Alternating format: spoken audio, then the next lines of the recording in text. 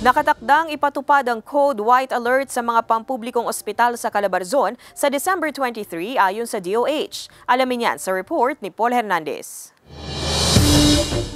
Sapat na tulog, masustansyang pagkain at ehersisyo ang mga first line of defense ni Liam kontra sakit. Kailangan daw ito para ma-enjoy ang salubong at pagdiriwang sa Pasko. Yung healthy lifestyle po ay para sa lahat at kailangan po nating i-maintain yun in order para sa ating nutrition, para sa ating lifestyle. At gaya ng pagiging proactive at pangangalaga sa sarili ni Liam, mas paiigtingin pa ng public hospital ang puwersa nila sa nalalapit na Kapaskuhan. Sa susunod na mga araw, itataas ang Code White Alert status sa mga ito ayon sa DOH Calabarzon. Nangangahulugan on standby ang lahat ng mga medical professionals. For this December, is from December 23 to 26.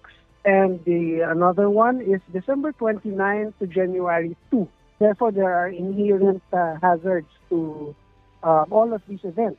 Inaasahan daw ang posibleng pagtaas ng communicable diseases dahil sa pagtitipon-tipon, mga aksidente sa lansangan at pati na ang mga kaso ng food poisoning. Tututukan daw ang mga emergency room, operating room, hospital ward at ICU. All personnel, whether on duty or on leave, should be ready for sudden changes in yung schedules nila.